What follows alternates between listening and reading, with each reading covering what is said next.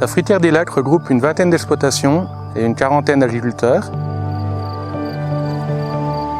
Elle transforme au total environ 7 millions de litres de lait par an pour la production de comté, de morbier, de raclette et ainsi que la fleur de Saint-Théodule qui est le fromage typique de la fruitière.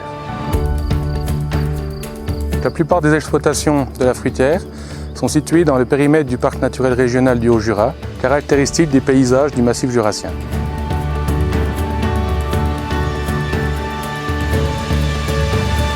Certaines de ces exploitations se trouvent dans le bassin versant du lac naturel de Remoret et certaines de leurs parcelles sont situées dans la réserve nationale naturelle de Remoret, lieu d'abri et de protection pour plusieurs espèces d'oiseaux et de plantes menacées.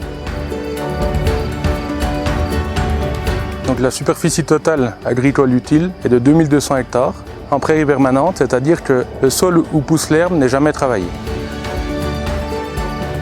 Donc on peut distinguer dans ces prairies trois grandes familles, à savoir les prés de fauche et les pâturages productifs qui représentent les 3/4 de la surface totale, les prés bois et les pelouses sèches qui représentent environ 20%, et enfin les prairies humides qui représentent 5% de la surface.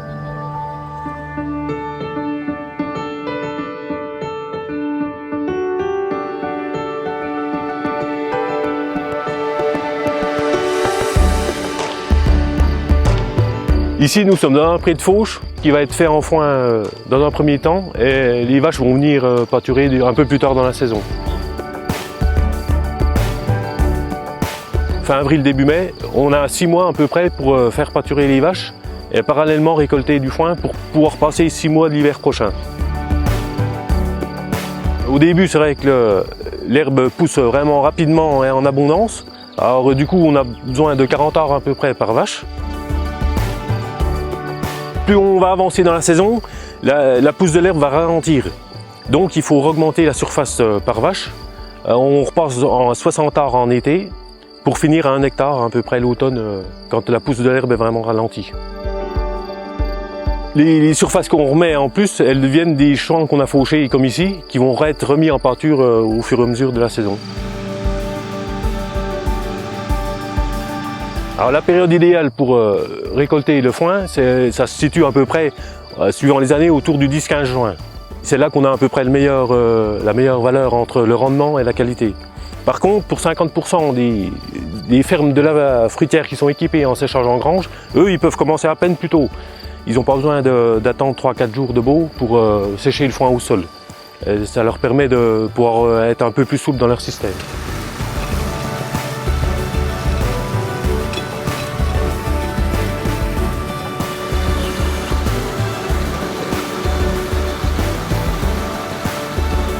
Sur les parcelles les plus profondes, à peu près qu'on 30 cm de terre, on arrive à récolter à peu près en foin rien jusqu'à 6 tonnes de matière sèche. Alors pour maintenir la fertilité du sol et compenser ce qu'on a pris, on rapporte en priorité sur ces parcelles-là la matière organique qui a été produite par les animaux en hiver sous forme de lisier, purin ou fumier. Et on adapte en fonction du potentiel de rendement de la parcelle avec le niveau de fertilisation qu'on met, quoi.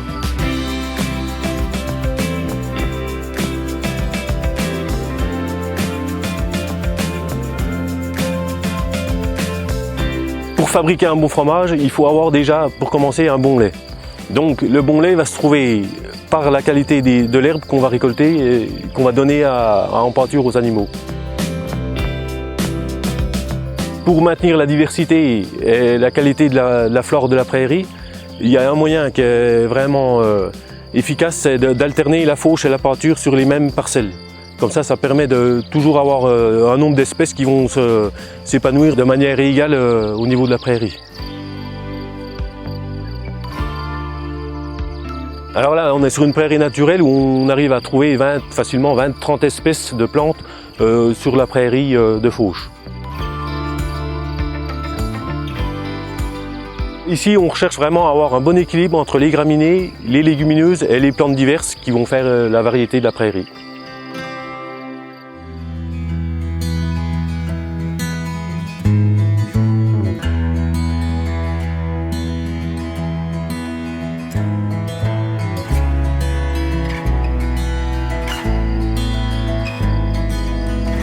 Là, nous sommes dans une prairie sèche à une quinzaine de kilomètres de la coopérative.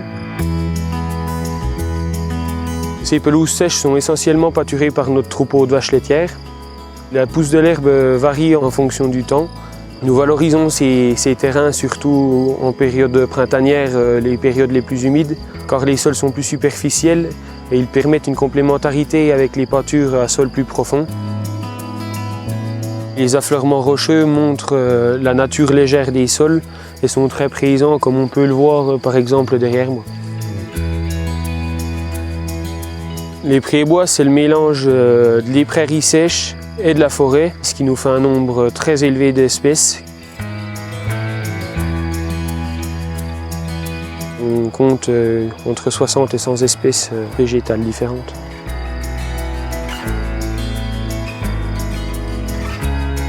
Ces terrains sont, comme les prairies sèches, des sols avantageux pour les troupeaux, mais non mécanisables. La fertilisation est quasi inexistante, à part la déjection animale.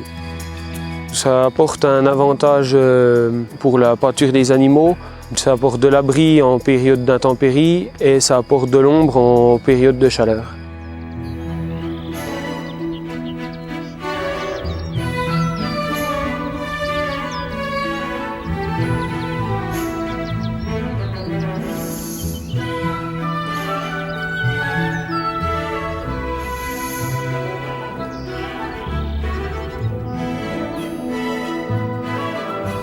Ici, nous sommes dans une prairie humide, à proximité du lac de Remoray.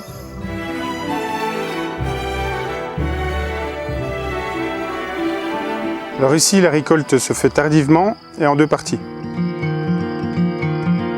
La première récolte se fait après le 15 juillet. Elle sera destinée à l'alimentation des jeunisses, car on y trouve une flore moins riche et moins nutritive. L'autre récolte se fait un mois plus tard, pour favoriser la reproduction de la faune sauvage spécifique à ces milieux, comme par exemple le râle de genêt ou le tarier des prés, qui sont des espèces les plus menacées d'Europe. La contrainte ici, c'est une prairie qui est souvent inondée, et nous devons l'exploiter quand les conditions de portance le permettent. Les conditions de portance, en fait, c'est quand on peut exploiter le terrain sans faire de dégâts à la structure du sol. Et nous devons aussi respecter la vie de la faune présente dans ces prairies.